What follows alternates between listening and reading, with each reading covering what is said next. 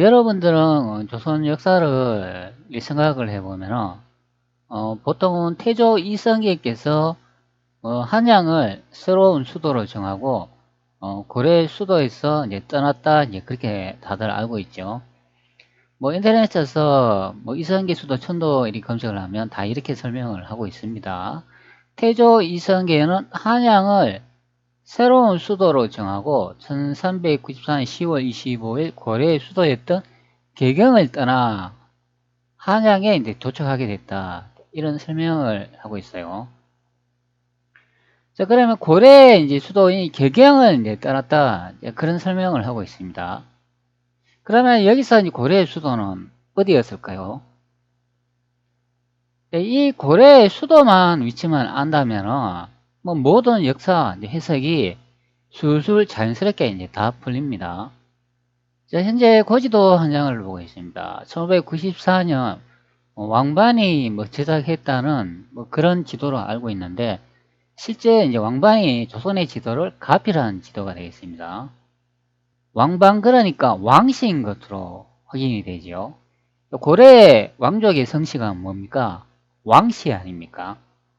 자, 요런 좀 유사한 점이 이제 발견이 된다. 그런 의미가 됩니다. 그러면 여기서 왕반이라고 하면요, 이게 과연 우리가 보통 중화민공화국의 화족 사람일까요? 글쎄요. 또 이런 말이 또 생각이 나죠. 비단이 장수 왕서방. 이런 옛날에 우리가 어릴 때 듣던 많은 노래가 이제 생각이 납니다. 비단이 장사 왕서방 민월이 한대 반에서 비단이 팔라모은 돈 퉁퉁 털어서 다 줬어. 띵호와이 띵호와이 돈이가 없어도 띵호와이 민월이 하고 샬로서 돈이가 없어도 띵호와이. 왜 비단을 팔 때 비단이 장수 왕서방이 왕씨가 등장을 할까요? 좀 이상합니다. 이 지도는 이제 프랑스 국립도서관 소장용이 되겠습니다. 자, 여기에 이제 확대를 해보면 이제 한반도 이제 지형을 볼 수가 있는데요. 자, 여기 아래쪽에 이제 크게 이렇게 표시되어 있으면 이게 보통 태조 이성계께서 새로 도읍을 정한 한양이라고 이제 다들 설명을 합니다. 자, 그리고 그 위쪽에 보면은 여기에 송도라고 이렇게 적혀 있잖아요. 이게 바로 고려의 수도가 되겠습니다. 그리고 위쪽에 보면은 여기에 또 평양이라고 써져 있는데요. 요거는 고려 서경 수도가 됩니다. 자, 이 지도의 형태를 보면은 태조 이성계께서 여기에 송도에서 여기 아래쪽으로 이동 후 새 도읍지를 정했다. 그게 바로 현재 우리가 살고 있는 이 대한민국 서울 땅에 경복궁에 있는 그 위치가 된다. 그런 설명이 됩니다. 자, 그러면 요 위치로 보면은 이 지도가 맞겠네. 이제 그렇게 생각이 되죠. 자, 그런데 이 지도에 이제 방위가 좀 이상한데요. 송도라고 하면 고려의 수도 아닙니까? 그리고 위쪽에는 이제 평양이라고 이렇게 적혀 있으면 이거는 북쪽 방향이 아니겠습니까? 그러면은 여기에 평양이라고 적혀 있으면 이게 보통 우리는 고려의 서경이라고 알고 있는데요. 근데 지도에 이제 위치적으로 이제 보면은 이거는 서경이 아니고 북경이 돼야 된다. 그런 설명이 되겠습니다. 지도의 이제 위치가 평양이 북쪽에 있으니까 이것도 고려의 서경 수도로 알고 있기 때문에 이게 북경이 돼야 된다. 그런 설명인데요. 여러분 이 북경, 북경 이런 거 많이 들어봤죠? 현재 그 중화민공화국 그 수도 베이징 북경이 그게 북경 아닙니까? 그러면 여기서 모든 게 답이 다 나왔다. 그런 의미가 됩니다. 그러면 여기에 송도가 어디겠습니까? 태조 이성계가 고려의 이제 수도인 개경에서 한양으로 이제 천도했다. 자, 이렇게 설명을 합니다. 자, 조선 왕조 이제 실록의 내용에 보면 이런 내용이 있어요. 요거는 이제 태조실록 6권 태조 3년 9월 9일 병호 두 번째 기사 1394년 명홍무 27년에 되어 있습니다. 정도전 등에게 한양의 종묘, 사지, 궁궐, 시장 등의 터를 정하게 하다. 이 내용에서 여기 이제 중요한 내용이 나오는데요. 권정화 등은 전조 수강 시대에 경영했던 궁궐 예태가 너무 좁다 하고 다시 그 남쪽의 해방의 산을 주맥으로 하고 뭐 임자, 병향, 이 평탄하고 넓으며 이런 내용이 납니다. 그러니까 태조 이성계가 이 경복궁, 조선의 수도를 정할 때 남쪽으로 이동했다는 것을 알 수가 있습니다. 자, 그러면 다시 이제 고지도로 와보면, 자, 여기 송도가 이제 고려의 수도로 이제 확인되니까 여기서 바로 이제 남쪽으로 간다. 그런 설명이 되는 거죠. 그러면은 뭐 지도로 봤을 때 뭐 크게 별 문제가 없네. 이제 그렇게 이제 예상할 수 있는 내용이 됩니다. 자, 그런데 저는 영상을 이제 많이 제작하면서 고려의 수도 송악, 송도, 송경이 어디라고 설명을 드렸나요? 자, 제목으로 한번 볼게요. 태조광제가 누구인지 선화봉사 고려 동행에 나온 고려의 수도 지명으로 알 수 있다. 자, 북경 베이징이다. 이게 뭐 송악, 송도, 송경이라 이렇게 적어놨습니다. 제가 이렇게 이제 뒤에 적어놓은 거는 제가 검색하기 좋아라고 이렇게 뒤에 이제 송악, 송도, 송경 이렇게 적어놨어요. 자, 그러니까 북경 베이징이라고 이렇게 이제 딱 설명을 하고 있죠. 자, 그러면 북경 베이징이 여기에 고려의 개경수도라고 그러면 여기서 바로 남쪽으로 이렇게 이동을 하면은 자, 양자강이 나온다. 그런 의미가 되겠습니다. 물론 북경 베이징이 아니라고 할지라도 제가 보통 이 양주 광릉을 이제 또 고려 남경수도라고 이제 설명을 드리기 때문에 여기서도 이렇게 아래쪽으로 이동을 하면 바로 난징 양자강이 나온다. 그런 설명이죠. 그러면 방향적으로 봤을 때도 대륙에서도 비정을 하면 이렇게 남쪽으로 설명이 가능하고 한반도도 여기에 개경이라고 되어 있으니까 여기서 남쪽으로 이동을 해가 서울의 수도를 정하는 게 이제 가능하다. 그럼 두 군데에도 다 설명이 된다. 그런 의미가 됩니다. 그런데 여기서 중요한 거는 이 평양이 이게 고려의 서경인데 이게 한반도로 이제 규정을 하면 좀 이상한 이제 위치가 된다. 그런 의미가 됩니다. 자, 여기 아래쪽에 보면 서울은 언제부터 우리나라의 수도였을까? 자, 이 사이트 한번 들어가 볼게요. 서울 역사박물관 사이트가 되는데요. 자, 한번 내용을 확인해 볼게요.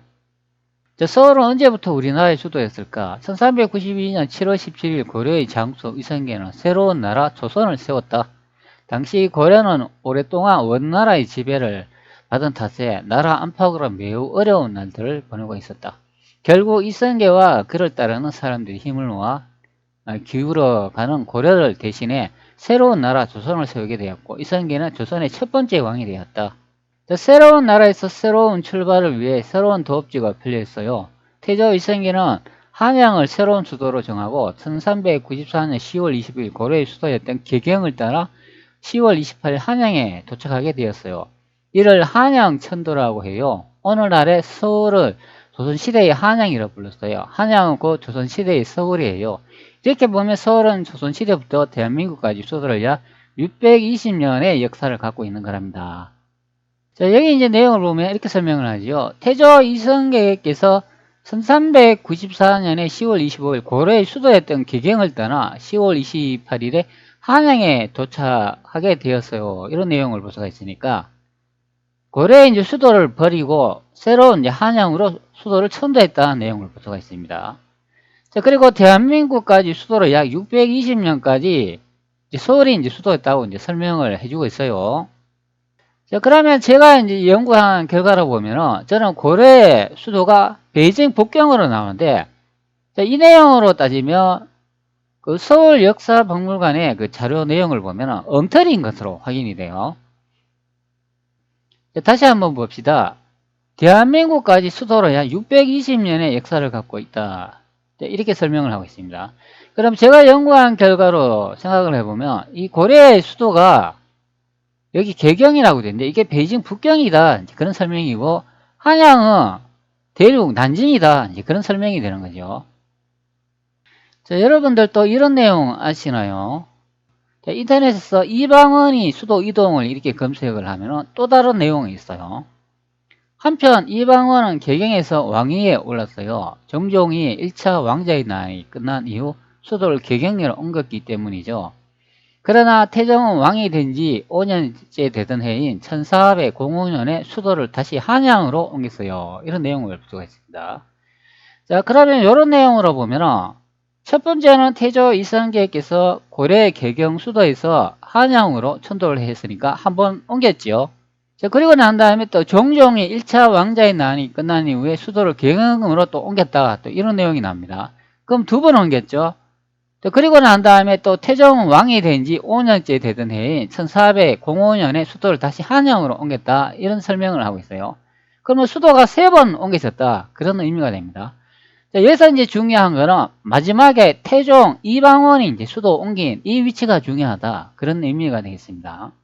이게 이제 1405년도에 이제 수도를 옮겼다. 자, 이런 설명을 하고 있어요.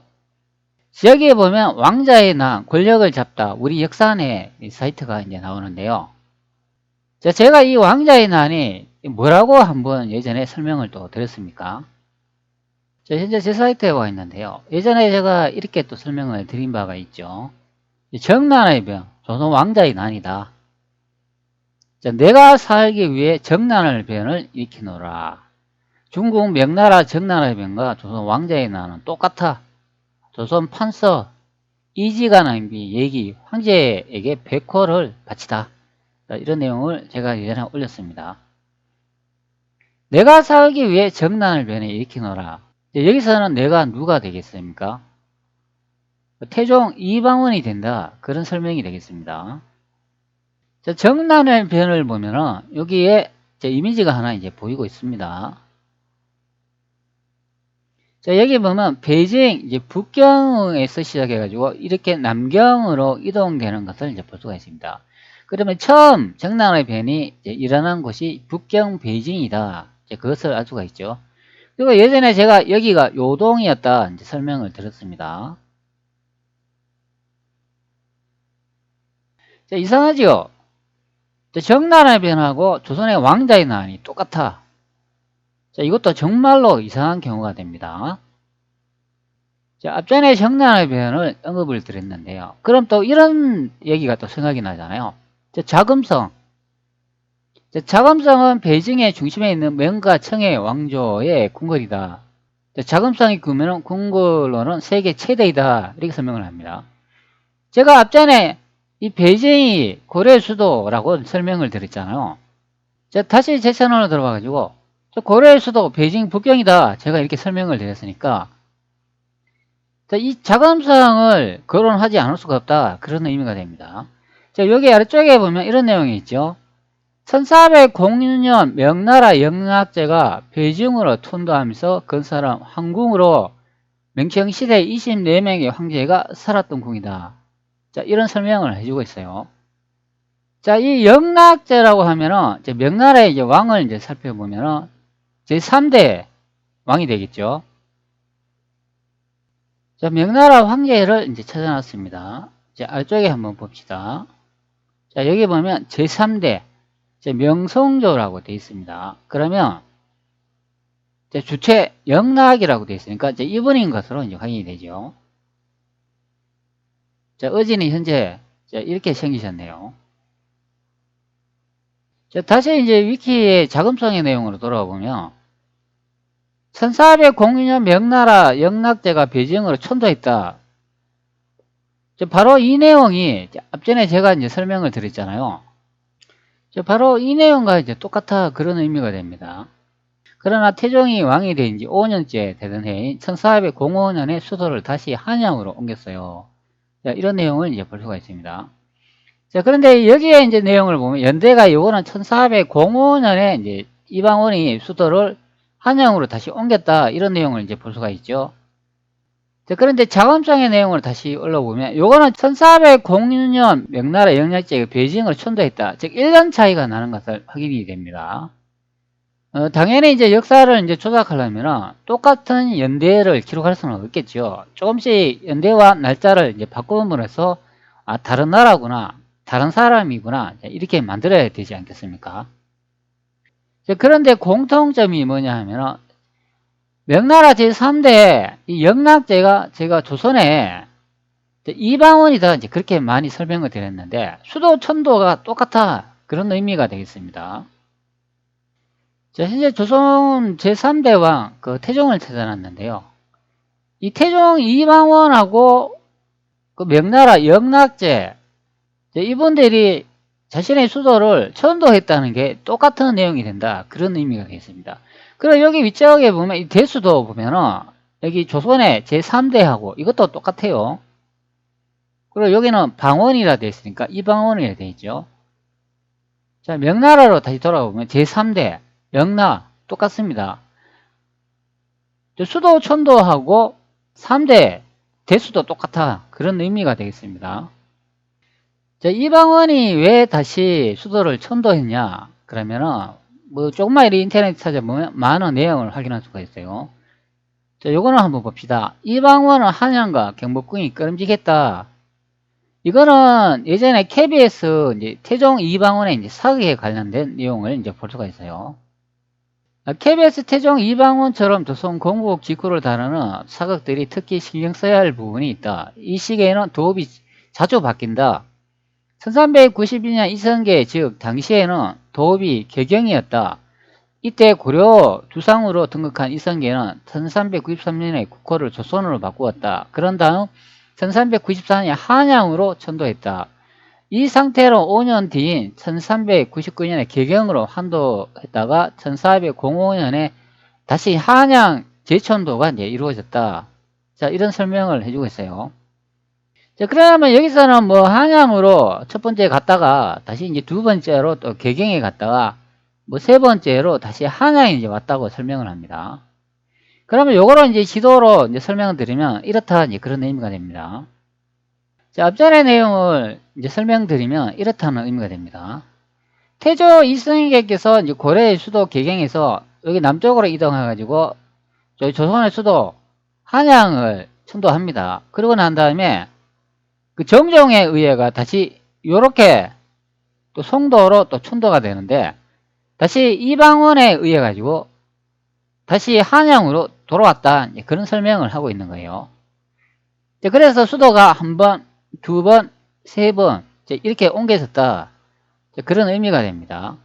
그런데 여기서 중요한 거는 마지막 수도의 위치가 여기 대한민국 서울 땅을 최종지로 했다. 그런 설명이 되죠. 그러니까 이 한반도에 조선이 탄생됐다면 500년 이상의 수도가 대한민국 서울 땅이다. 그런 의미가 되는 거예요. 자, 그리고 아래쪽의 내용을 한번 살펴볼게요. 이성계는 건국 2년 뒤인 1394년부터 5년간 한양에 머물렀다. 이 시기에는 한양에 영구히 머물기 위한 작업들이 있었다. 법궁으로 불리는 경복궁도 1395년에 세워졌다. 제1궁궐은 건립은 한양의 터전을 잡겠다는 의지로 표현되었다. 그런 의지에 찬물을 끼얹은 일이 1398년 제1차의 왕자의 난이 이제 있었다. 자, 여기 보면 1398년에 제1차의 왕자의 난이 이제 있었다는 설명을 하고 있어요. 자, 제 채널에 이제 돌아와 보면 내가 살기 위해 정난을 배는 일으키노라. 이게 바로 조선의 이제 왕자의 난이다. 자, 그런 설명이 됩니다. 즉 이방원이 이제 왕자의 난을 일으켰다. 이제 그런 설명이 되죠. 1398년 제1차의 왕자난이 있었다. 아버지를 이제 배신한 쿠데타를 일으킨 이방원과 과거의 개경이 개성으로 도읍을 옮겼던 것이다. 자, 그런데 여기서는 수도가 또 개성이라고 이제 설명을 하고 있죠. 자, 현재 이제 백세시다라는 어느 사이트에 와 있습니다. 자, 여기도 보면은 이방원이 이제 수도를 옮긴 내용을 이제 언급해주고 있어요. 자, 한양 천도의 뒷이야기, 조선의 수도 이전은 동전 던지기로 결정됐다. 이렇게 설명을 하고 있어요. 이성계 이후 10여 년 조선의 수도는 한양이 아닌 개경, 대신들 반대로 이방원이 한양, 개성, 무학 등 후보지 놓고 종묘에서 마지막으로 낙점 이렇게 설명을 합니다.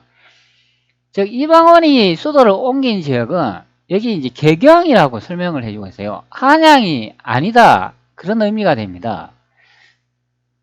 자, 여기 보면 우리 역사안에서 이제 자료를 보면 이렇게 설명을 하고 있어요. 1405년도에 수도를 다시 한양으로 옮겼다. 이렇게 설명을 하고 있는데요. 한양이면 이건 대한민국 서울 땅에 다시 옮겼다. 그런 설명이 되는 거예요. 그런데 이렇게 다른 이제 블로그 내용을 좀 살펴보면 이 한양이 아니고 개경의 수도를 옮겼다 그런 의미가 됩니다. 고지도를 보면 이렇게 된다는 거죠. 자, 여기 송도가 이제 고려의 이제 수도입니다. 자, 여기서 태조 이성계가 이 아래쪽 남쪽으로 조선의 수도 한양을 정하는데요. 자, 여기서 왕자의 난이 이제 발생하죠. 이게 정난의 변이 되겠습니다. 왕자의 난이 발생하고 난 다음에 조선의 제2대 왕이 정종을 여기서 살해를 하고 난 다음에 다시 태종 이방원이 고려의 수도 개경으로 천도했다. 그런 소리가 되는 겁니다. 자, 그러면 우리 역사 안에서 이 자료 설명이 좀 이상하다. 이제 그런 의미가 되는 거예요. 자, 계속 한번 내용을 살펴보도록 할게요. 이방원이 한양, 개성, 무학 등 후보지 놓고 종묘에서 마지막으로 낙점했다. 이런 내용을 봅니다. 조선의 수도가 한양으로 옮겨지기까지 우여곡절이 많았다. 조선을 건국한 태조 이성계가 수도를 한양으로 정한 후 무려 10년이라는 시간이 걸렸고 당시에는 고려 수도 개경, 개성이 한양보다 도시 인프라가 잘 갖춰져 있었다. 신하들과 백성은 낯선 신도시보다도 생활에 편리한 개성에 남기를 원했던 것이다.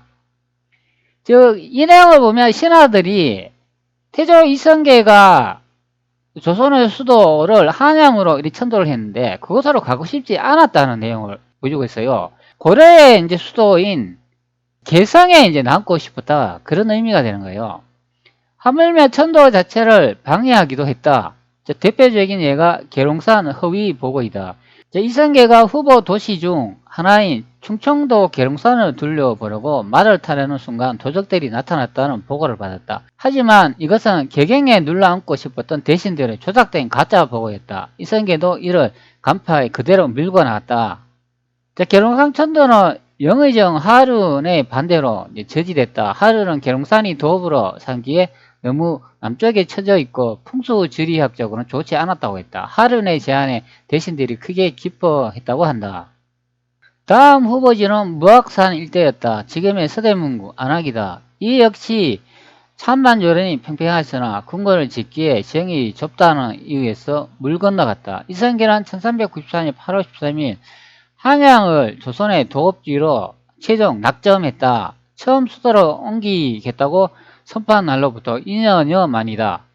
그러고도 실제로 한양이 수도 구시를 한 것은 11년 후 1404년 10월 6일이다. 그 사이에 무슨 일이 있었을까? 자, 여기 이 지도는 수성 전도가 되겠습니다. 한양에 이제 물길을 그려놓은 지도가 되는데 여기에 이제 옮겼다 그런 의미죠. 이거는 대한민국 서울의 한양이 되겠습니다.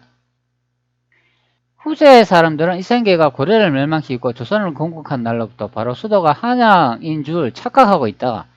이성계는 물론이고 제1차 왕자의 난으로 태조의 둘째 아들 이방가가 왕위에 올랐을 때도 조선의 수도는 개경이었다. 이렇게 설명합니다.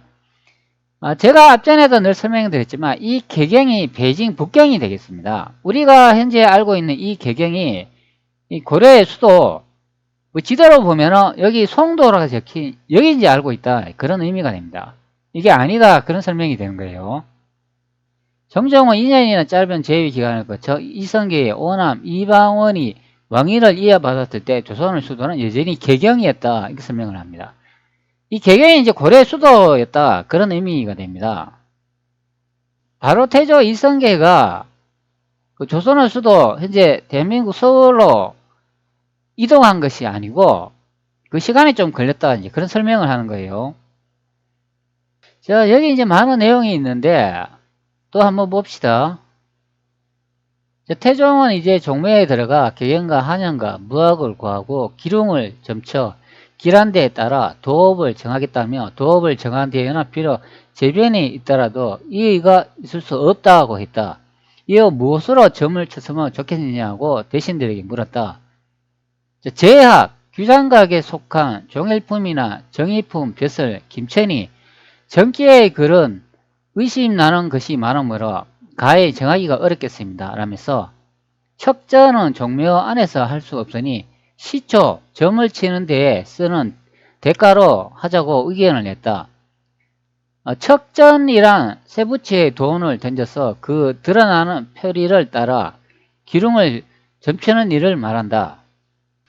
자, 이에 대해 태종의 여러 사람이 함께 알 수 있는 것으로 하는 것이 낫다. 척전이 중국에서도 또한 있었다. 고려 태제가 도읍을 정할 때 무슨 물건으로 하였는가? 라고 물었다. 조준이 역시 척전을 썼습니다. 라고 대답하자 태종이 그와 같다며 지금 또 척전이 좋겠다고 말했다. 자, 여기 보면은 이 척전이라는 이 쇠붙이 이제 동전을 이용해 가지고 수도를 정했다고 하죠. 태종 이방원이 그 수도를 정하는데 척전이란 그런 동전을 이용해 가지고 뭐 앞면이 나오면 어디를 가고 뒷면이 나오면 어디를 하겠다 이런 내용인데 그게 중국하고 똑같아 그런 설명이 됩니다. 보통 우리 중화인민공화국 그 역사를 이렇게 뒤져보면 우리하고 너무나 똑같아요. 세상에 역사가 이렇게 똑같은 나라가 있을 수 있나 의문이 듭니다. 자, 조준이 역시 척전을 썼습니다라고 대답하자 태종이 그와 같다면 지금 또 척전이 좋겠다고 말했다. 뭐 이런 내용을 확인할 수가 있어요. 자, 임금이 나와서 의논이 이에 정해지니 드디어 한교동 서울 양천 한교 근방 동쪽가를 상지하여 이궁 임금이 국도의 왕궁 밖에서 머물렀던 별궁을 짓도록 명하고 의가를 돌이켜 광락루에 머물러 호청하는 대신과 더불어 말했다. 자, 여기 보면 나는 무학에 도업하지 아니었지만 후세에 반드시 도업하는 자가 있을 것이다. 자, 그로부터 500년이 지난 요즘 무학은 아파트촌으로 바뀌었다. 이렇게 설명을 하고 있는데 그러면 여기서 말하는 이방원이 이 무학을 언급했는데 이것이 어디겠습니까? 근데 현재는 아파트촌으로 이제 바뀌었대요. 그러면 이방원이 예언을 했는데 그러면 맞지 않는 경우가 되네요. 자, 이번에는 우리 역사 내 한양천도에 대해서 한번 알아보도록 할게요. 조선 새로운 터전을 마련하다. 고려말 천도 논의와 한양의 무학이라고 설명을 합니다. 고려 전반에는 문종, 숙종, 대, 남경, 경영, 명종 때 삼소, 경영처럼 천도 혹은 순조론이 성행하였다. 그러나 원간석기 이후에는 특별한 논의가 없어서 삼경, 삼소 등에 대한 관념도 희박했다. 이런 내용을 부탁했죠. 공민왕에 들어서 다시 천도 논의가 제기되어 1356년 남경 천도 논의가 있었다. 이때는 천도 논의 원의 정치적 영향력을 배제하기 위해 노력과 밀접한 관련을 가지고 있다. 여기 보면 1356년에 공민왕 5년에 남경 천도라는 것이 이제 나왔다. 이제 그런 설명을 하고 있습니다. 고지도를 보면 고려의 수도 송도라고 적힌 이 부분에서 남쪽으로 이동 후 여기에 보면은 경도라고 적힌 이쪽 남경으로 옮긴다 그런 설명이 되는데 실제는 옮기지 않았다 그런 의미가 됩니다. 이게 1356년 공민왕 남경 천도 논의가 있었는데 실제 개경에서 남경으로 수도 천도는 하지 않았다 그런 의미가 됩니다. 그리고 1360년 1차 홍건적의 침입이 일단락된 후 7월에 삼소중 자소였던 백악천도를 논의하여 11월에 백악신궁으로 잠시 이어하였다. 이후 강화가 천도지로 이제 언급되기도 하였고 신도 등과 이후에도 그의 건의로 평양과 충주가 이제 부합되기도 하였다. 이는 천도에 통해 신돈 자신의 입지를 강화하려 했던 것으로 생각한다. 자, 이런 내용이 나오는데요. 여기 보면은 이후 강화로 이제 천도를 언급하기도 했다. 그런 설명이 나오지요. 자, 여기 보면은 강화라는 이 말이 나오잖아요. 몽고나 원나라에 의해 가지고 고려가 쫓겨 가지고 이 강화도에 보통 천도했다고 하잖아요. 그 기간이 30년에서 36년 동안 이 강화도의 천도를 이제 해가지고 버텼다는 그런 말을 확인할 수가 있는데 고지도를 보면 여기 강화라는 이제 지명을 이제 볼 수가 있는데 그러면 고려의 수도 여기 송도에서 이 강화도로 이렇게 수도를 천도한다 그런 말입니까? 아니 수도를 도대체 누가 여기 섬에다가 천도하겠습니까? 섬에 이렇게 천도를 해가지고 어떻게 이 넓은 이 땅을 통치를 하겠습니까? 자, 그러니까 수는 엉터리인 것으로 이제 확인이 됩니다. 자, 그러면 여기에 있는 이 광화가 아니라는 이제 설명이 됩니다. 자, 제가 강화도가 어디라고 설명을 드렸습니까? 여기에 광릉이라 적혀 있는 이 양주 이제 일대가 강화도라 설명을 드렸잖아요. 자, 제가 고려의 수도라고 어디라고 설명을 드렸나요? 북경 베이징이라고 설명을 했잖아요. 여기서 아래쪽으로 이렇게 이동해 가지고 여기 광릉 양주에 수도를 옮긴다, 그런 설명이 되는 겁니다. 그러면 이 한반도 여기 강화, 즉 강화도가 아니다, 그런 설명이 되는 거예요. 자, 여기 정확히 나와 있잖아요. 이후 강화가 천도지로 언급되었다, 이렇게 설명을 하고 있기 때문에 지도로 보면 한반도에 보면 여기 광화라고 이렇게 적혀 있잖아요. 자, 다시 보면 여기 광화라고 적혀 있는데, 그러면 여기에 송도에서 이런 식으로 그러면 여기 강화에 수도를 옮기자는 얘기를 했다는 겁니까? 이게 말이 되나요? 무슨 섬에 어떻게 수도를 옮깁니까? 그러니까 전혀 아닌 것으로 확인이 되죠. 많은 내용이 아래쪽에 있지만 생략하도록 할게요. 그리고 중요한 내용만 보도록 하겠습니다. 태조 때 천도의 논의와 한양 천도라고 되어 있습니다. 조선 건국 후 약 4년 동안의 논의를 통해 태조의 적극적인 지도로 한양 천도가 결정되었다. 자, 여기다 보면은 한양 천도가 바로 된 것이 아니고 건국 이후에 4년 정도 흘렀다, 이제 그런 설명을 하고 있는 거예요. 그 예로부터 왕조가 바뀌고 천명을 받은 군주는 반드시 도읍을 옮기게 마련이다 라고 주장한 태조는 개경에서 취약한 기본을 이제 극복하고 민심을 잡기 위해 다시 유행하던 풍수도창에 부응하여 자신의 건국을 정당화하려 했다, 이런 내용을 확인할 수가 있습니다. 예전에 제가 신중동국 예지성남에 한번 설명을 드린 경우가 있는데요. 조선의 수도를 정할 때 이 동쪽 방향으로는 이동하지 않았다, 이제 그런 설명을 예전에 들은 경우가 있어요. 자, 그러면 여기에 개경이 북경 베이징이라면 태조 이성계는 동쪽 방향으로 수도를 정하지 않았다, 그래서 남쪽으로 수도를 정했다, 그런 내용이 되는 겁니다. 자, 다시 조선왕조 이제 실록의 내용을 보면 전조 수광시대에 경영했던 궁궐 네트워크가 너무 좁다 하고 다시 그 남쪽의 해방의 산을 주목을 한다, 이런 내용을 나오기 때문에 자, 여기에 남쪽으로 수도를 정했다, 자, 이 문장 하나로 알 수 있다, 그런 의미가 됩니다. 고려의 수도가 여기 북경 베이징이라면 여기서 남쪽 방향으로 이동했다, 이제 그런 설명이 되는 거예요. 자, 그리고 광릉 여기 양주에서 이동을 했다면 뭐 그것도 요 남쪽 방향이 되겠죠. 그러면은 난징이 된다, 그런 설명이 됩니다. 그런데 제가 앞전에 신중동국 예지성남에 이제 기록으로 예전에 제가 설명을 드렸는데 동쪽 방향으로 수도를 정하지 않았다고 하기 때문에 여기 북경 베이징이 고려의 수도라고 하면 이렇게 동쪽으로 이동하지 않았다. 물론 여기 한반도 우리가 현재 살고 있는 이 서울로도 이동하지 않았다, 이제 그런 설명이 되는 거예요. 자, 그리고 여기 아래쪽에 보면 정종 때 개경 한도와 태종 때 한양 제천도 했다, 이런 설명을 하고 있는데 자, 여기서 태종 때 한양 제천도 했다, 이 말이 이제 중요한 내용이 됩니다. 자, 아래쪽으로 이동 후 과연 이게 한양에 이제 천도했는가 다시 한번 살펴봐야 된다, 그런 의미가 됩니다.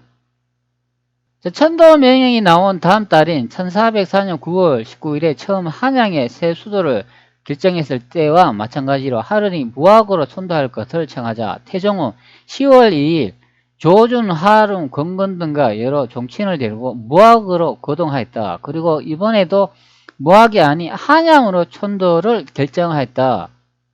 그러나 태조 때와 달리 태종은 무학과 한양을 놓고 논의하는 과정에 풍수지리를 가지고 도읍지를 선정하는 것 자체를 비판하였다. 이래서 신도에 대해서 이설이 나오는 것은 적극 차단할 수 있게 되었다. 그리고 한양 천도를 확정함과 함께 이궁 건설을 지시함으로써 천도 준비를 박차를 가하였다.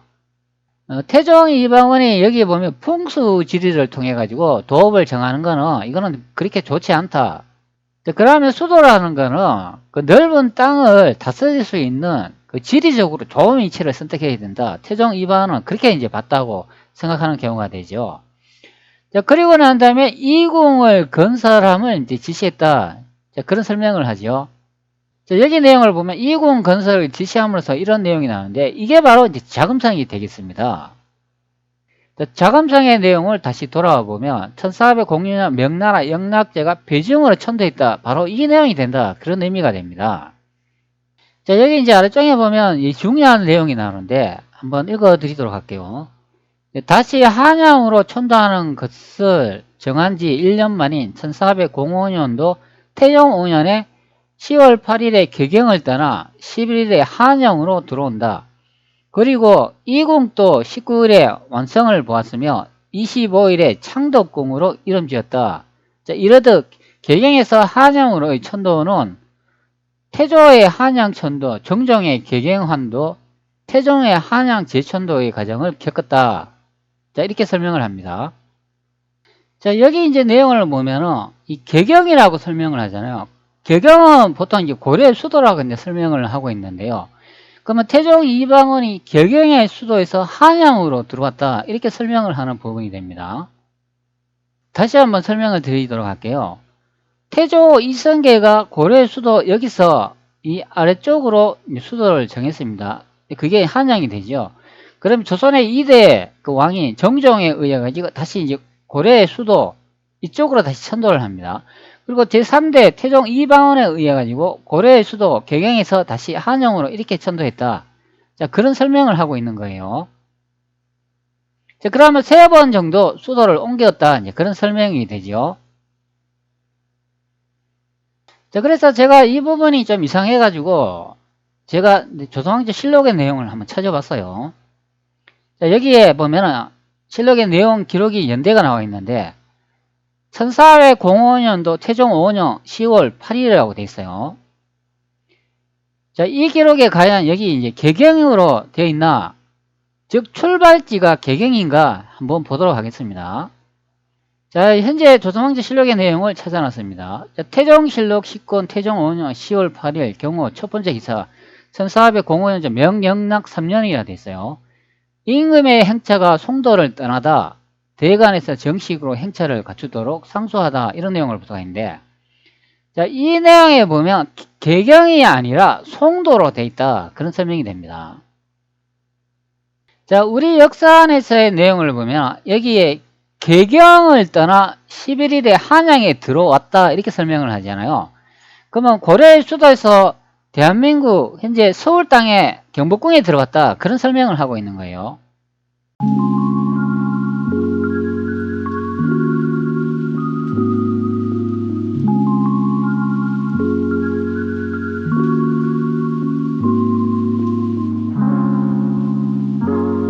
자, 그런데 여기서 한번 봅시다. 임금의 행차가 송도를 떠나다 대관에서 정식으로 행차를 갖추도록 상소하다 이런 내용에 보면 여기서는 거가가 송경으로 출발하였다 이렇게 해석이 되고 있습니다. 자, 현재 이 부분의 내용을 잠시 한번 읽어 드릴게요.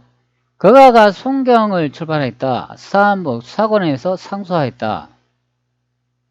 신등은 생각한데 예로부터 인구는 일시의 즐거움으로 오락을 삼지 아니하고 만세의 계책으로 생각을 하였습니다. 생각한데 전하께서 한도는 태상왕께서 창건하신 곳이니 돌아가지 않을 수 없다 하시고 위로 신기에 고로하고 아래로 신민을 거느려 이제 옮기시는데 지금 나뭇잎이 떨어지지 않고 야화도 태우지 않았는데 전하께서 날마다 군사들과 더불어 말을 달려 언덕과 그런 짐 속으로 짐승을 쫓으니 만일 불측한 일이 있으면 장차 구제할 수 있겠습니까?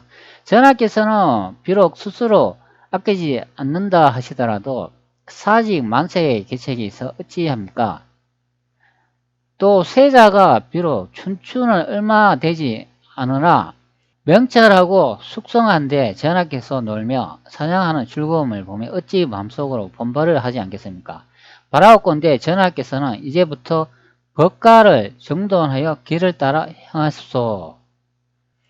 자, 여기 이제 번역 내용을 보면 이렇게 이제 해석을 해주고 있어요. 거가가 송경을 출발했다.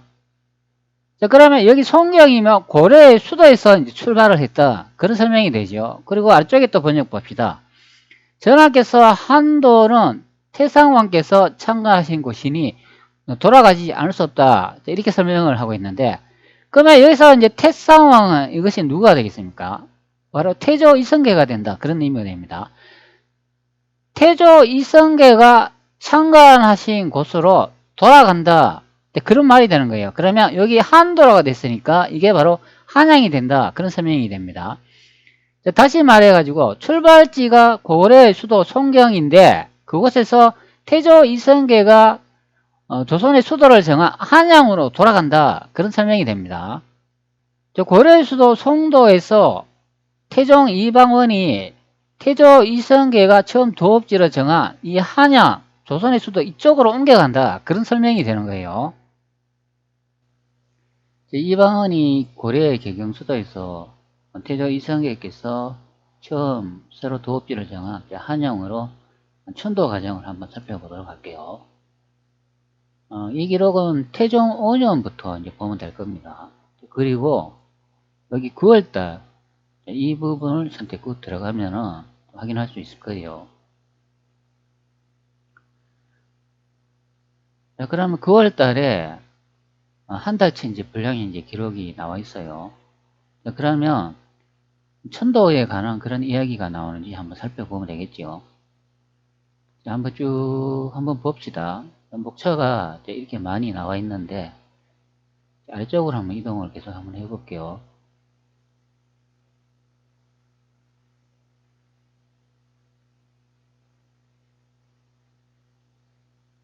자, 여기 보면 이런 내용이 나옵니다.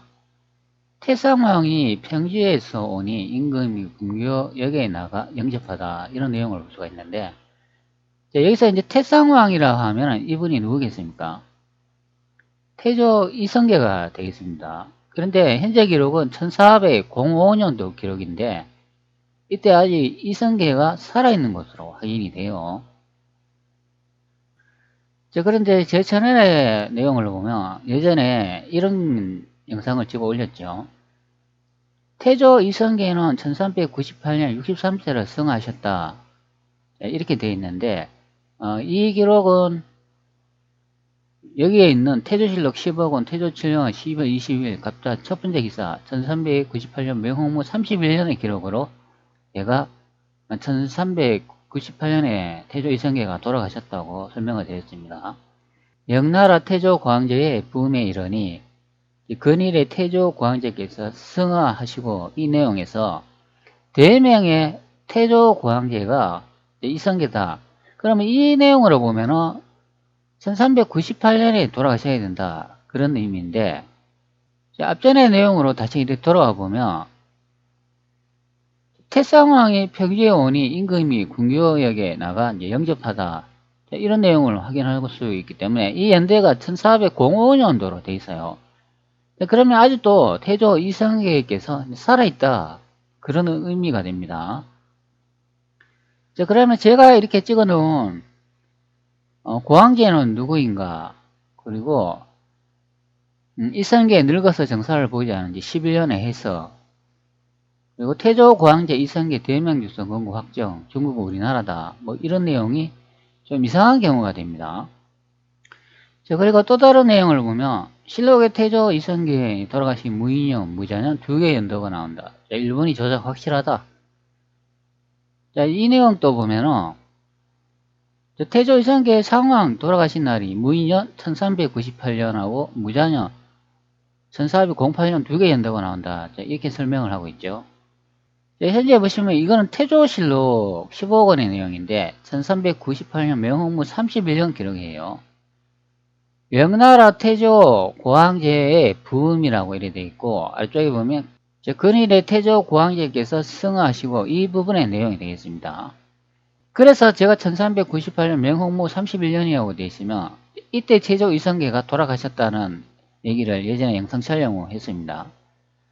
또 다른 기록이 하나 더 있는데 이거는 태종실록 15권 태종 8년 5월 24일 인필 두 번째 기사라고 이건 1408년도 되어 있어요. 태상왕이 별잔에서 승하하였다. 임금이 항상 광년루 아래에서 잠에서 친히 진선의 다소와 복약에 있어서 선웅의 마땅함을 보살폈는데 이날 새벽에 이르러 하루가 되자 태상과 함께해서 담이 성하여 부축에 일어나 앉아서 소와 향원을 자시었다. 요거는 이제 많은 내용이 있지만 여기서 중요한 내용은 태상왕이 별전에서 성하셨다 이 내용이 여기서 또 태상왕이라 하니까 이분이 태조 이성계인데 1408년대에 돌아가셨다 그런 의미가 되겠습니다. 자, 앞전 내용으로 다시 돌아와 가지고 태상왕이 평주에서 오니 임금이 근교에 있어 나가 영접하다 이 내용에 보면 여기 이제 태상왕이 나오죠. 이것도 보면 1405년도이기 때문에 이때까지 계속 살아 있었다 그런 의미가 되죠. 자, 그러면 무인년 1398년에 이제 이분하고 1408년 이분은 다른 번호로 확인이 돼요. 조선왕조 기록 내용으로 보면은. 그럼 1398년에 이분은 누구냐? 당연히 주원장이 되고 1408년에 돌아가신 이분은 이성계가 된다. 그런 의미가 됩니다. 임금이 한도를 구하기 위해 절행에 참배하다. 자, 이 부분을 한번 선택을 한번 해볼게요. 자, 그러면 이 기록은 1405년도 태종실록의 이제 기록이기 때문에 태종 이방원이 수도를 옮기려고 이제 절행에 이제 배할 뭐 인사드리러 간다, 뭐 절하러 간다 이제 그런 내용을 확인할 수가 있어요. 그리고 신도로 옮기는 것을 과함이었다. 그러면 이 재령에서 이제 배열하는 그 장소는 고려의 개경 수도가 되겠죠. 개경 수도에서 태조 이성계께서 신도 한양을 이제 건설했으니까 그쪽으로 이제 수도를 옮긴다. 이제 그렇게 이제 설명하는 부분이 됩니다.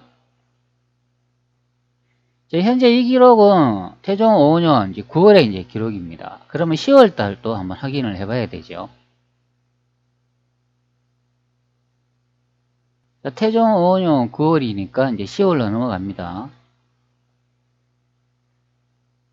자, 여기 내용을 보면 신도로 이전하는 것을 구하기 위해 인소전에 이제 제사 지내다 이런 말도 나오고 아래쪽으로 쭉 봅시다. 자, 임금이 태상전에 나아가 한양 한도를 구하니 술자리를 베푸다. 자, 이런 내용도 나오네요. 여기 보면 또 태상왕이 술자리를 베푸다 이런 말이 나옵니다.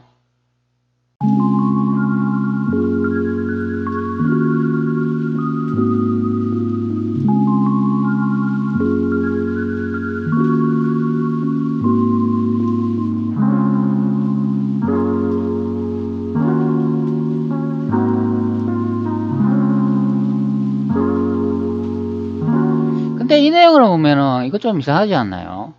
임금이 태상전에 나아가서 한경으로 돌아간다고 하니 태상왕이 술자리를 베풀어 즐겼다 이런 내용이 나오는데 여기서 임금이라고 하면 이분은 그 태종 이방원이 되겠죠. 근데 여기 보면 태상왕이 술자리를 베풀어 즐겼다 이런 내용이 나오는데 그러면 이 태상왕은 이거는 태조 이성계가 되겠죠. 그럼 이성계가 술자리를 베푼다 그런 의미인데 그러면 이 내용으로 보면 이방원하고 이성계가 고려의 수도 개경에 있었다는 그런 말이 되는 겁니다. 이때 이성계는 여기 한경이라고 되어 있는 이 한양에 있어야 되는 것 아닌가요?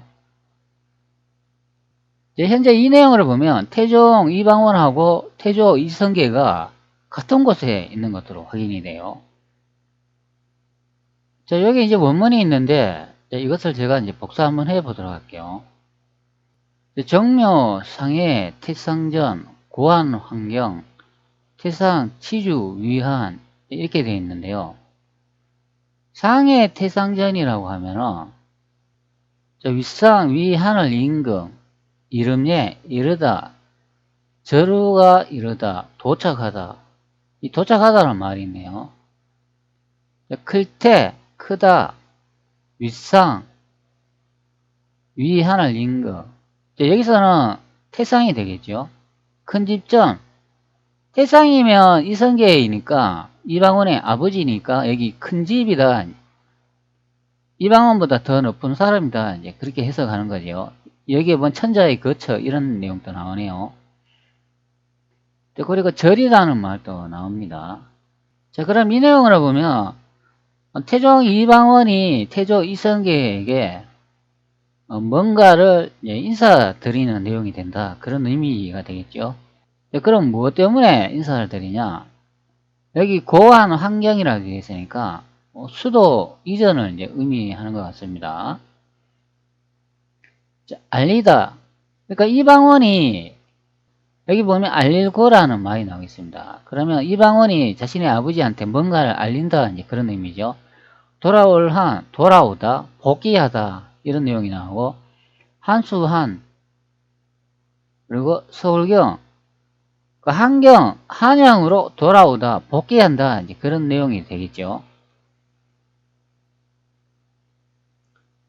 태종 이방원이 자신의 아버지인 이성계에게 한양으로 이제 복귀한다 이제 그런 의미를 말하고 있는 경우가 됩니다. 그 태상, 치주, 위, 환이라고 되어 있는데 태상 클 때 이성계겠죠. 둘치, 두다, 용서하다, 버리다, 버려두다 이런 내용이 있고 술주, 술, 누룩으로 빚은 술, 술을 할위, 하다, 만들다, 베풀다, 베풀다는 내용이 있죠. 기뻐할 환, 태상 이성계가 기뻐하여 술을 베푸다 그런 의미가 되겠습니다.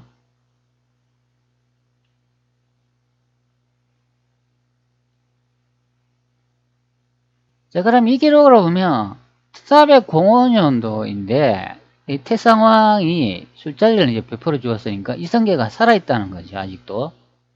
그리고 이방원이 그 한양으로 돌아간다 이제 그런 설명을 하고 있습니다. 그 다음 내용을 보면 임금이 행차가 송도를 떠나다 대간의 정식으로 행차를 갖추도록 상소하다 이런 내용이 나오니까 자 그러면 여기 송경에서 출발하였다 이런 내용이 나오니까 이거는 고려의 수도 개경이 되겠습니다. 고려의 수도 개경에서 전하께서 한도의 태상왕께서 창건하신 것이니 돌아가지 않을 수 없다 이런 내용이 나오니까 고려의 수도 개경에서 한도 한양으로 이동한다 그런 말이 되겠습니다. 자, 그 다음에 아래쪽에 또 보면 한양에 이르러 종묘에 아련하고 연하방 조준의 집으로 가다 이런 내용이 나옵니다. 자, 현재의 기록은 태종 5년의 기록이 되겠습니다. 1405년 10월 11일 기록인데 거가가 한경에 이르러 종묘에 아련하고 연하방의 고 영의정 부사 조진의 집에 자기하였으니 이궁이 아직 완성되지 않았기 때문이다. 이렇게 설명을 합니다. 그러면 아직도 한양의 이제 궁이 완성되지 않았다고 설명을 합니다. 그러면 여기서 이궁이라고 하면 이거는 이제 경복궁을 말한다 그런 의미가 되죠. 이궁을 제가 이제 검색을 해놨습니다. 뭔 뜻인지 한번 보도록 할게요. 조선왕조의 궁궐은 현실적인 필요에 의해 법궁과 이궁으로 구분되어 운영되었다. 예를 들어 화재나 전염병으로 인해 궁궐 공간을 수행하기 어려운 상황이라도 왕실이 민가로 나갈 수 없기 때문이다. 즉 법궁은 왕이 거처하는 공식적인 궁궐 가운데서 으뜸이 되는 궁궐을 가리키고 이궁은 부득이한 상황이나 자의적인 판단에 따라서 거처를 옮길 목적으로 지어진 궁궐을 말한다. 이 궁은 법궁보다 격이 한 단계 낮기는 하지만 법궁과 마찬가지로 제왕 구성 요소를 모두 갖추었다. 그럼 이 내용으로 보면 태조 이성계가 건설한 경복궁하고 이 이궁이 같이 붙어 있었다는 얘기가 되는데요. 이 내용이 좀 이상해요. 실록의 내용을 좀 확인을 해보면 좀 이상한 해석이 됩니다. 자, 여기 이제 송도라고 이렇게 적혀 있으면 자, 이거는 고려의 개경수도가 된다. 그런 의미가 됩니다. 그리고 여기에 경도라고 이렇게 적혀 있으면 자, 이것은 한도가 된다. 다른 말로는 한양이 된다. 자, 그런 의미가 되겠습니다. 자, 그러면 태종 이방원은 여기 고려의 수도 개경에 있었다는 말이죠. 개경에서 여기 아래쪽 한양으로 이동하는 내용이 되겠습니다. 태종 이방원이 한양으로 가기 전에 자신의 아버지를 만나가지고 술자리를 접대해 받았다고 합니다. 자, 그러면은 이 고려의 수도 개경, 이 송도에 자, 이성계가 이제 있었다는 것을 확인할 수가 있죠. 그게 바로 태상왕이라고 이제 기록이 되어 있잖아요. 그리고 이 개경에 이방원도 같이 있었다는 것을 알 수가 있습니다.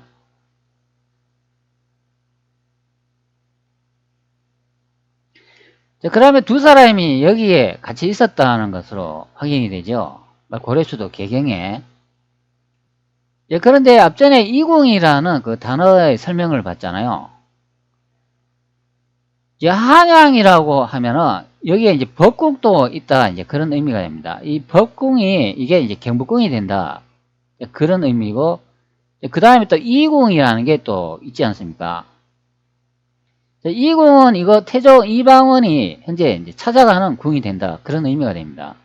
그러면 이 내용을 보면 이성계는 신도 궁궐을 건설을 했다 그러면 여기 고려의 수도 개경에 있는 것이 아니라 여기 아래쪽에 한양에 법궁에 있어야 되는 거 아닌가요? 자, 그러면 이성계가 여기 이제 법궁에 있었다면 좀 이상한 이야기가 됩니다. 여기 한양이 있는 위치가 경복궁이 있고 법궁이 이제 되는데, 그러면 이방원은 여기에 있는 한양 이쪽 한 군데에서 바로 옆으로 이동을 해가 여기 이궁에 이렇게 갔다, 그렇게 보는 거예요. 그러면은 이성계하고 이방원은 여기 고려수도 개경에 이렇게 있으면 안 되고 여기 한양이라고 있는 이 지점에 있어야 된다, 그런 의미가 됩니다. 태조 이성계는 이 법궁이 경복궁을 건설했다고 하잖아요. 그러면 태조 이성계는 여기에 있어야 된다, 그런 의미가 됩니다. 이방원하고 이성계가 여기 고려수도 개경에서 술자리 하는 것도 이 내용도 좀 이상하고, 그러면 태조 이성계하고 이방원이 여기 고려수도 개경에서 술자리를 할 수 없는 경우가 되죠. 그러면 술자리는 여기 한양 여기서 해야 된다, 그런 의미가 됩니다. 그게 왜 그런가 하면 여기에 이제 법궁이 이제 기준이 돼 버리잖아요. 그럼 법궁은 이거는 한양에 있는 경복궁이 되지 않습니까? 그러면 이 법궁이 경복궁이면 이성계는 여기 개경에 있을 수 없고 여기 한양에 있어야 된다는 거죠. 그러면 이방원도 여기 한양에 있어야 된다, 그런 의미가 됩니다. 그러면 한양에서 이제 술자리를 같이 했다는 이야기인데 좀 이상한 이야기가 되는 거예요. 그러면 개경에서 이렇게 술자리를 할 수 없다, 그런 의미가 됩니다. 그러면 이방원이 여기에 고려 수도 개경에 있고 태조 이성계가 여기 한양에 있다 그러면은 그 이동하는 거는 이제 말이 됩니다. 왜 그러냐 하면 자신의 아버지가 있는 곳을 한양으로 간다, 이제 그런 이제 설명이 되는 거죠. 근데 같이 술자리를 했다는 거는 그거는 좀 이해가 좀 안 되는 부분이 됩니다. 그러면 이성계는 여기 법궁에 이때 없었나요? 이 자리에. 그럼 여기 개경에 있었나요? 그러면 한양천도하고 여기 경복궁을 왜 지었나요? 그러면은. 그러면 아직 경복궁이 완성이 안 됐다는 이야기인가요? 여기에 나와 있는 것처럼 조선 왕조의 궁궐은 현실적으로 필요에 의해 법궁과 이궁으로 구분되어 운영되었다, 이렇게 설명을 하잖아요. 그러면 이거 법궁이 있는 데가 경복궁이고 이궁도 있는 데가 경복궁이잖아요. 같은 곳을 이제 설명하는 부분 아닌가요? 경복궁에는 뭐 법궁, 별궁, 뭐 정궁, 창경궁, 그리고 창덕궁, 행궁 뭐 이런 게 같이 있었다고 다 설명하는 부분이잖아요. 이방원은 경복궁에서 이궁으로 갔다, 바로 옆으로 갔다, 이제 그런 설명이 되는 겁니다.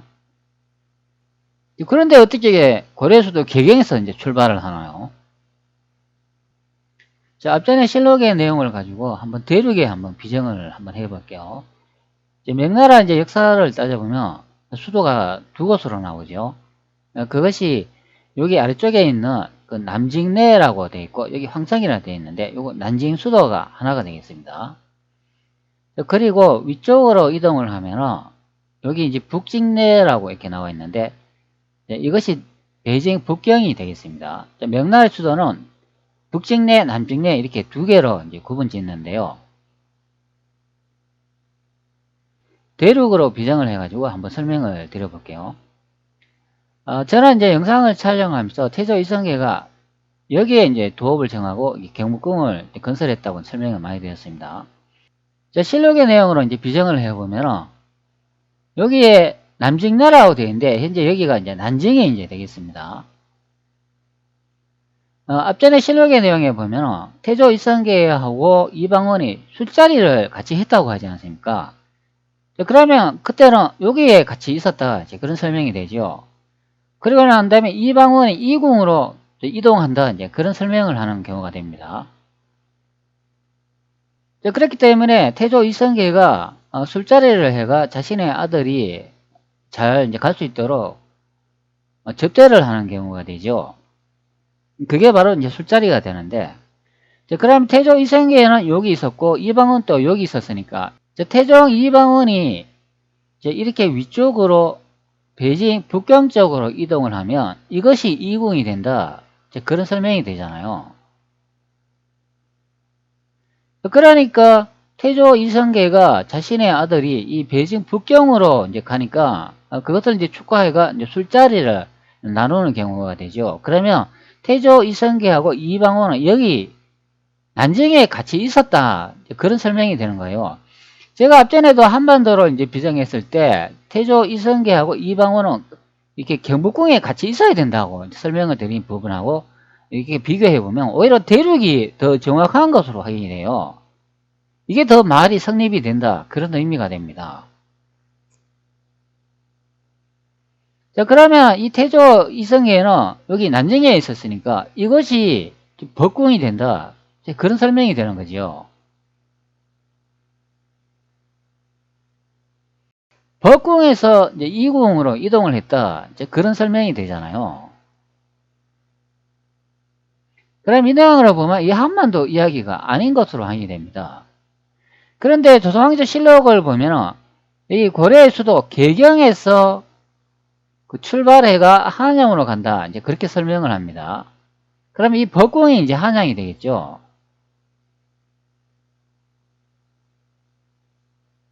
실록의 내용은 거꾸로 이제 해석이 되어 있다. 그런 의미가 됩니다. 고려의 수도 개경에서 이동을 해가지고 한양으로 가는 이렇게 반대되는 내용이 이렇게 적혀 있다. 그런 의미가 됩니다. 자, 여러분들 제가 이렇게 설명을 했지만 어느 게 더 맞는 것 같아요? 이 한반도에 이제 비정을 해가 설명하는 게 더 맞는 것 같나요? 안 그러면 이 대륙에 이제 설명이 더 맞는 것 같나요? 실록의 내용이 거꾸로 적혀 있다. 저는 이제 그렇게 보는 입장이 되겠습니다. 그러면 법궁이 여기 이쪽에 아래쪽에 있어야 되고 한양도 여기 있어야 되고 그러면 이성계도 여기에 난징 여기 있어야 된다. 그런 의미가 되고 여기서 자신의 아들인 이방원하고 이제 술자리를 해가지고 이방원이 여기 이궁으로 이제 이동을 하는 경우가 되죠. 이게 바로 고려의 수도 개경이 된다. 그런 의미가 이제 됩니다. 자, 그래서 이 법궁이 제1궁이 되고 이궁이 제2궁이 된다. 그런 의미가 이제 되잖아요.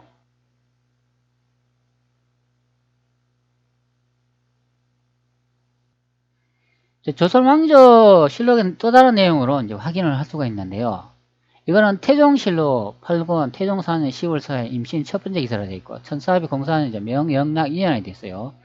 한양과 무학 중에 어느 곳을 도읍으로 정할 만한 것인지 논의하다 이런 내용이 나오는데 어가가 무학에 이르니 임금이 중봉에 올라 사람 시켜 백기를 한수가에 세우게 하고 사방을 바라보고 말하기를 여기가 도읍이라 하기가 합당한 땅이니 진산부원근이 말한 곳이 백기의 북쪽이라 가히 도읍이 들어앉을 만하다 하고 산을 내려오다가 대신 대간 형제와 지리를 아는 자니 유신달, 민중리, 유한우, 이양달, 이양 등을 모아 명당을 찾았다. 임금이 윤신달 등에 이르기를 거리낄 것이 없이 각기 자기 말을 다 하도록 하라. 이 땅과 한양이 어느 것이 좋은가 하니 유신달이 대답하기를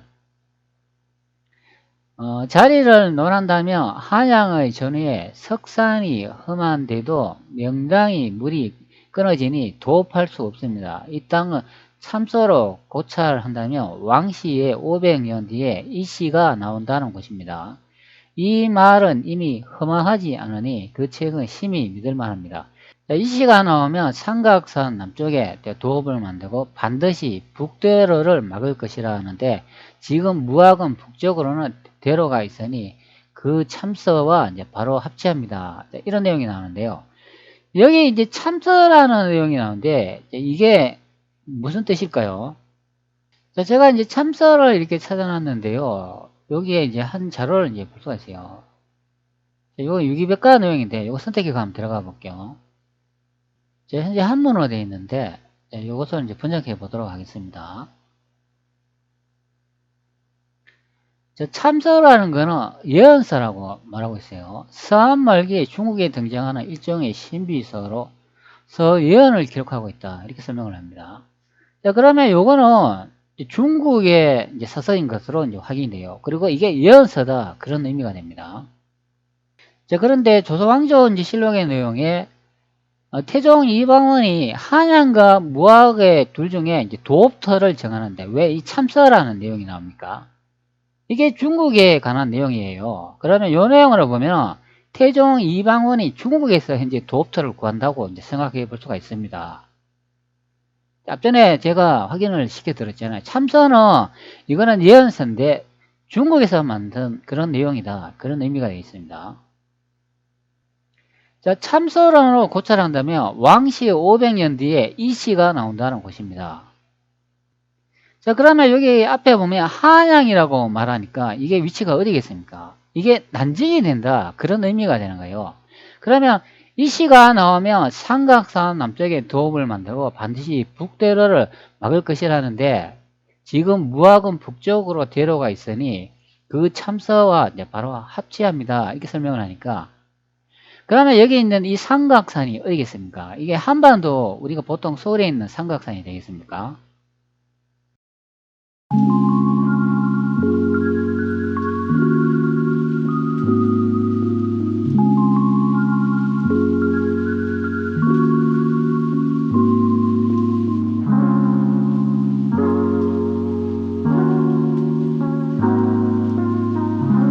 자, 요거는 1402년도 류곡구 대학 소장본의 혼일 강리역대국 지도, 이제 복원 지도가 되어 있습니다. 자, 여기다 보면 이 한반도, 여기 조선이라고 써져 있는데 여기에 보면 삼각산이라고 이렇게 적혀 있죠, 정확하게. 그럼 이것이 말할까요?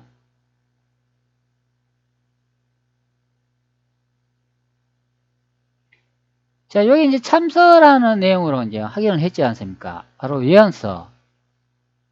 자, 예언서는 서한 말기에 중국에 등장한 일종의 신비서로 서예언을 기록하고 있다, 이렇게 설명을 하니까, 자, 여기 중국 예언서라는 것을 알 수가 있죠. 자, 그러면 여기서 나오는 이 한양은 난징이 되고 이 삼각선은 그 난징에 있는 한 산이 된다. 그리고 남쪽에 이제 도읍을 만들고 이런 내용이 나오기 때문에 삼각산에 남쪽에 도읍이 있다, 그런 설명이 되는 거예요. 자, 그러면 중국 대륙에 여기 남경을 이제 확대를 해보면, 자, 여기 이제 수도를 이제 볼 수가 있죠. 이게 난징궁이 되겠습니다. 그러면 요공을 의미한다, 요게 한양이다, 그런 설명이고, 그 오른쪽에 보면 이 산이 하나 보이는데 그러면 이게 이제 삼각산이다, 자, 그런 설명이 되는 거예요. 자, 여기 산의 이제 형태를 이렇게 대충 이렇게 그려보면 이게 삼각형 형태로 이제 생겼어요. 자, 그러면 삼각선의 남쪽에 도읍터를 정한다 하기 때문에 정확하게 난징궁하고 일치되는 것을 이제 확인할 수가 있습니다. 자, 그리고 현재 이제 중요한 내용이 이제 하나 이제 보이고 있는데요. 한의 임금이 이양다를 불러 말하였다. 내가 도읍을 세울 때 태상왕을 따라가서 명당이 물이 끊어지는 땅이어서 도읍을 세우는데 불가하다는 것을 어찌하여 알지 못하였으나 어찌하여 한양에 도읍을 세우고 크게 토목의 역사를 일으켜 부왕을 속였는가? 부왕이 신도에 계실 때 편찮아서 거의 위태하였으나 회복되었다. 살고 죽는 것은 대명이 관계되는 것이다. 그 병거가 여러 번 일어나고 하나도 좋은 일이 없었으므로 이게 송도에 환도한 것이다. 지금 나라 사람들은 내가 부왕에 도읍한 곳을 버린다고 허물한다. 그러면 아버지가 이제 세운 그 수도 도읍터는 이게 한양인 것으로 확인이 되죠. 제가 앞전에도 설명을 드렸지 않습니까? 고려 수도가 베이징 북경이라고 여기 보면 송도라는 내용이 이렇게 들어가 있지 않습니까? 송화, 송도, 송경 이런 내용이 들어가 있으니까 이게 북경 베이징 것으로 확인이 되죠. 이게 뭔 내용이냐 하면 태종 이방원이 자신의 아버지가 그 한양에 이제 수도를 정할 때 여기 이양달이라는 이 사람이 자신의 아버지를 속였다 이제 그런 얘기가 되는 거예요. 그래서 태종 이방원이 이양달이 이 사람을 이제 나무라는 내용이 된다 그런 의미가 됩니다. 근데 여기서 이제 명칭이 나오는데 여기 이제 한양에 도읍을 세우고 이런 말이 나오니까 이거는 대중 단증이 되고 여기 송도에 환도한 것이다 이런 내용이 나오니까 이거는 북경 배정이 된다 그런 의미죠. 그 후 병거가 있어 여러 번 일어나고 하나도 좋은 일이 없어가지고 버렸다 그런 의미가 됩니다. 여기 내용을 보면 태조 이성계께서 병안에 걸린 내용이 있습니다. 부왕이 신도에게 계실 때 괜찮아서 거의 위태하였으나 회복되었다 이렇게 설명을 해주고 있어요. 이 기록은 1404년도에 태종 이방원이 이제 수도를 옮긴 내용이 되는데 그 내용에 태종 이성계께서 병안에 걸렸는데 그때 위태로웠다 그러나 회복됐다는 내용을 이제 볼 수가 있습니다. 그러면 이때는 아직 돌아가지 않으셨다 이제 그런 의미가 되겠죠. 원문을 한번 확인해 볼게요. 부왕 제신도부의 기태 이복존이라고 되어 있습니다. 아비부, 아비, 임금왕, 임금. 그러면 여기서는 부왕이 되겠죠.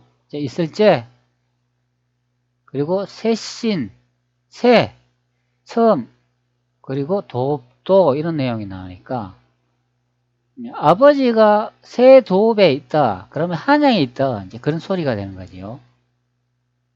아닌가 부, 아닌가 아니다. 미리에, 미리 하다, 즐기다. 이 내용으로 보면 이렇게 해석이 되죠. 부왕 이성계가 신도 그 한양에 있을 때 뭐 좋지 않은 일이 있었다. 이제 그런 설명이 됩니다. 기태이 복존이라고 되어 있는데 기미기, 낌새, 조짐.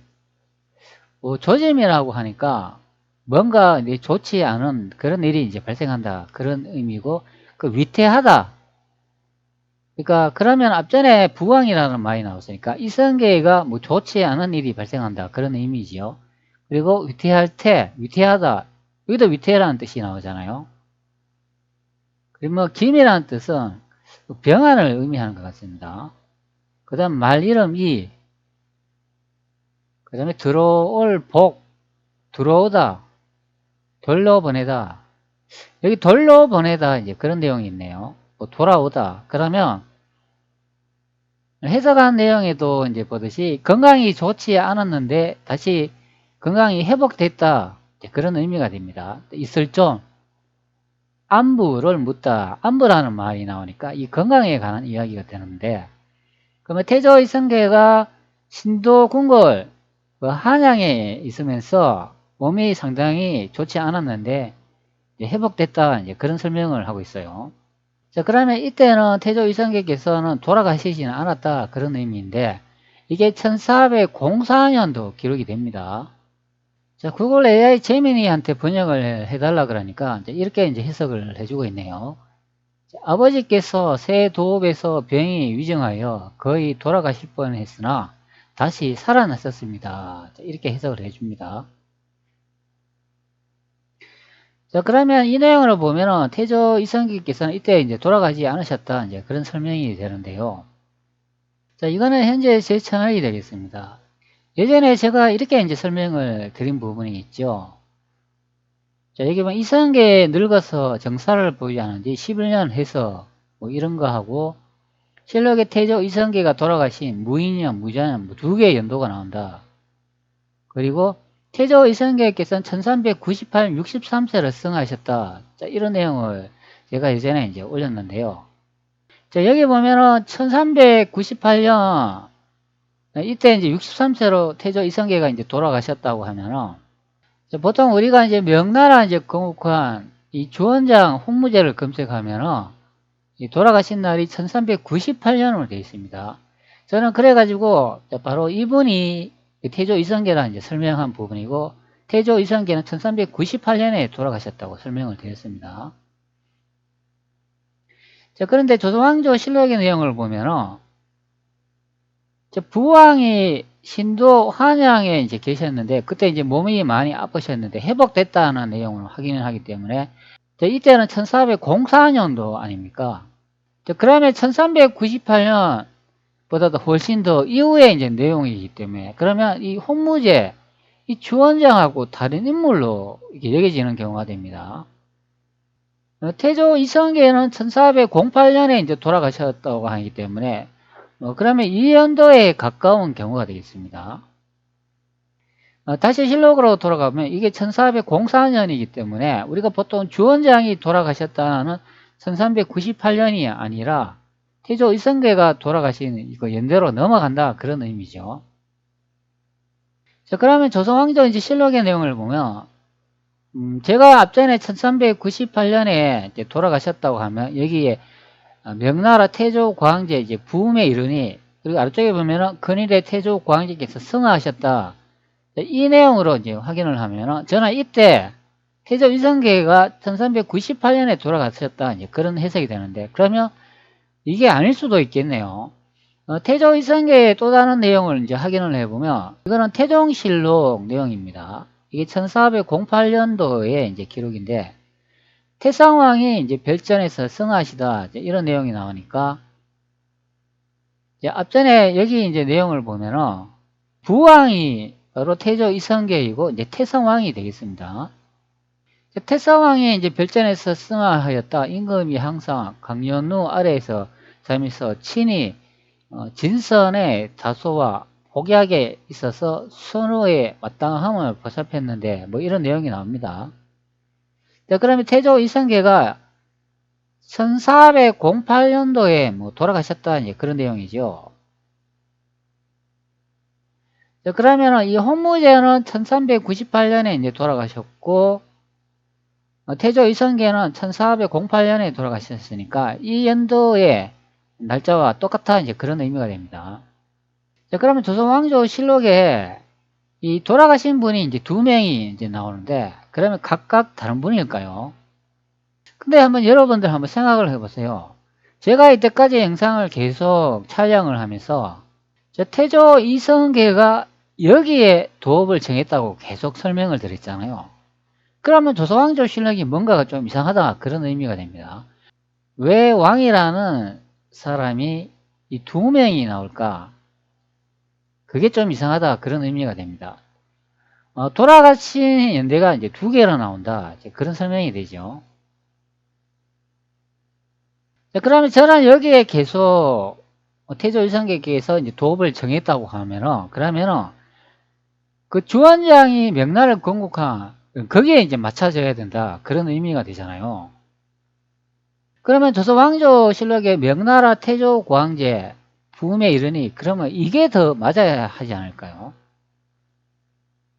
그런데 조선왕조 실록의 또 다른 부분을 보면 태성왕이 별전에서 승하하였다, 왜 이 내용이 또 있는 겁니까?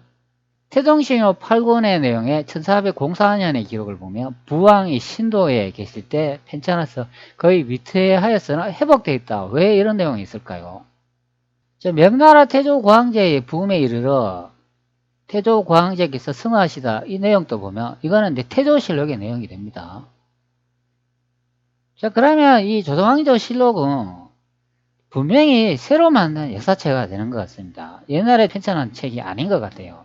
역사를 두 개로 정확하게 날짜도 연대도 계산을 해가 쪼개놓은 것 같습니다. 그리고 예전에 또 제가 이런 내용을 계속 여러분한테 언급을 드렸죠. 이것도 태종실록 19권 태종 9년의 내용인데 이건 1409년이 내용이 됩니다. 그러면 이때는 태조 이성계께서 이제 돌아가신 그 연대로 확인이 돼요.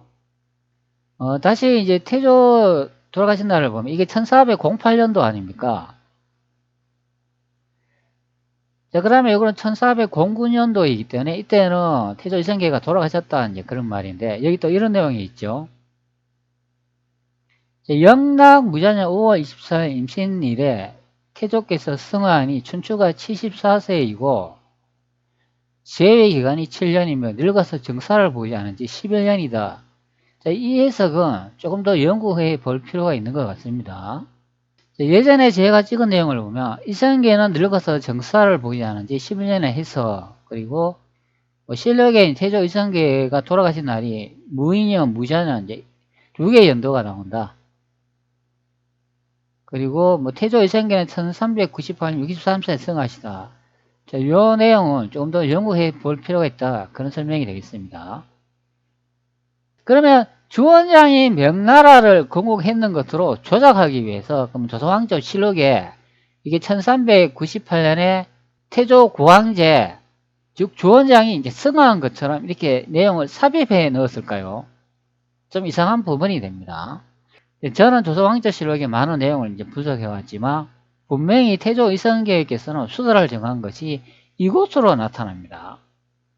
자, 그럼 도대체 어떻게 해석을 해야 될까? 자, 의문이 드는 내용이 되겠습니다. 자, 태종실록 8권 태종 4년 10월 4일 임신 첫 번째 기사 1404년 명영락 2년의 기록을 보면 한양과 무학정에 어느 곳을 도읍으로 정할 만한 것인지를 논의하는데 여기에 보면 이 송도가 베이징 북경으로 확인이 되고 이 한양이 태조 이성계가 이제 도읍을 처음 정한 그 난징으로 확인이 되기 때문에 태종 이방원이 난징에서 고려의 수도인 북경 베이징 이 송도로 다시 천도했다는 것을 확인할 수 있습니다. 자, 그러면 조선의 이제 왕자의 난이 이게 정난의 변이다. 그런 설명이 되고 여기 이제 난징에서 이방원이 다시 북경 베이징으로 이렇게 천도했다. 그런 의미가 되겠습니다. 자, 그럼 명나라라는 거는 이제 태조 이성계가 이제 건국한 나라가 이제 되겠습니다. 바로 이 정난의 변으로 확인 가능하다. 태종 이방원이 수도를 천도했는 이 내용으로 확인이 가능하다. 그런 의미가 되겠습니다.